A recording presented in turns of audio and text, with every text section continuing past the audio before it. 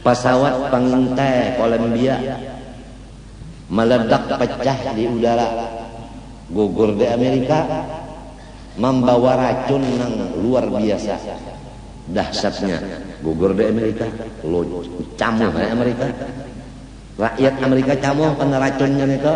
Maka nang di dalam situ, nang di dalam pesawat ini bertujuh orang nang utak nang harap-harap daripada Amerika dan Israel. Musuh-musuh Islam yang berat di sana ada, pecah, meledak, mati berataan.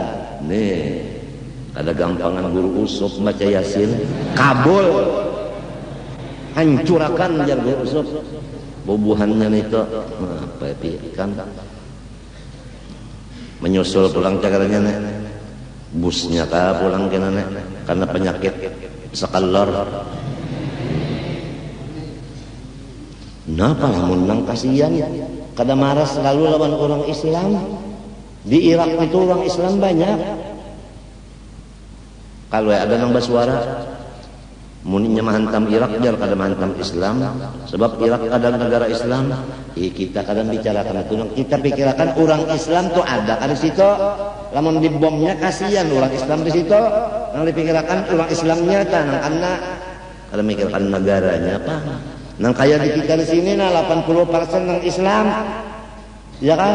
Lamun inya kada bayar utang, siapa nang sakitnya? Nang 80% nang sakitnya, nang mayoritasnya nang sakitnya. Itu nang dipikirkan. Kada gampang apabila tak utang kada bayar, ditawan oleh nang mengutangi. Jadi tawanan orang 80% umat Islam jadi tawanan orang kafir, hendak dikamanakan nang 80% hendak dikamanakan. Coba pikirkan ke sana. Kita hidup satu umat paling 70 tahun.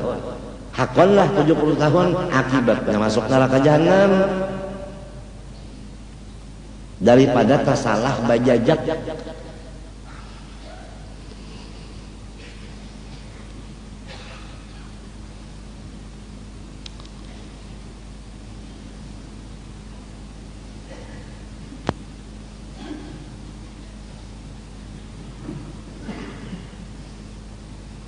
Matinya aku sudah berucap rancak dah. Rasulullah jalku waktu ada jenazah di Masjid Nabawi, dipadahkan orang ada jenazah. Ujar Nabi, takuni dulu ada kata utang kada kayaknya sinang mati itu. Mbah ditakuni keluarganya ada. Ujar Nabi silahkan yang lain menyumbah yang akan unda kada umpat. Luar biasa urusan utang. Sampai Rasulullah kada mau menyembahyangkan orang mati tak utang. Jadi keluarganya sepakat, ulun bayari utangnya dulu. Bayari dulu.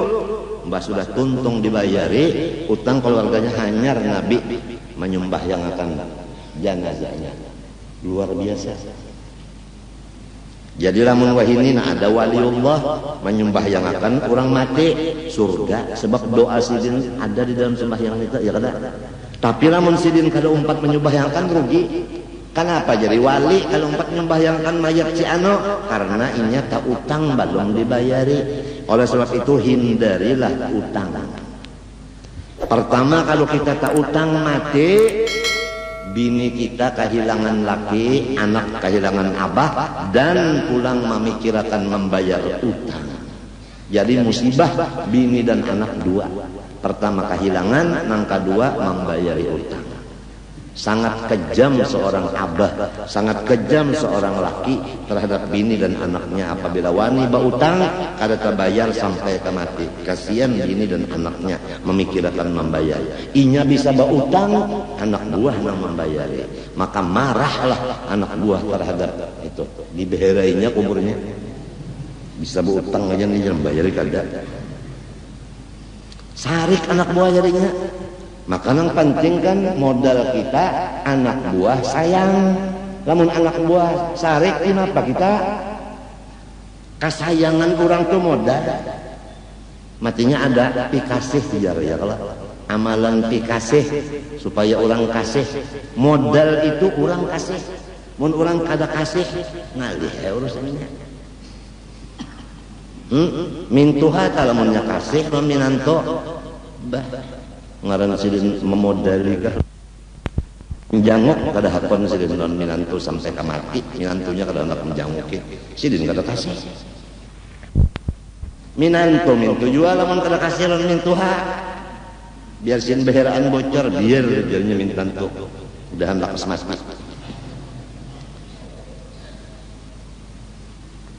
Kasih sayang orang itu modal. Nyatakanlah, catatlah, kasih sayang orang itu modal. Kalau sudah Tuhan kasih sayang lawan kita, luar biasa dari keuntungannya. Sebab modal itu Tuhan yang kasih. Matinya orang wali tak dikasihi oleh Allah, modalnya sudah luar biasa. Jadinya kada takut mati, kada takut penjara, kada takut tembak orang, kada takut dikritik orang, kada takut macam-macam, kada. Sebab inya udah dikasihi Tuhan, modal inya cukup.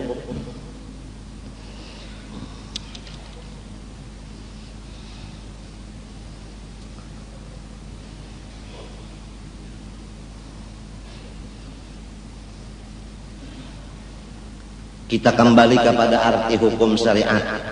Perintah Allah nang berhubungan dengan pekerjaan orang mukallaf balik berakal. Tetapi bukan hanya Tuhan menyuruh, di samping menyuruh Tuhan menolong. Ya kan? Misalnya Ikam disuruh membaca Fatihah Bismillahirrahmanirrahim sampai waladhdallin. Nang menyuruh Tuhan. Bukan menyuruh aja, Tuhan tulungi pulang. Nang melajari Ikam membaca Fatihah siapa? Hah? Tuhan.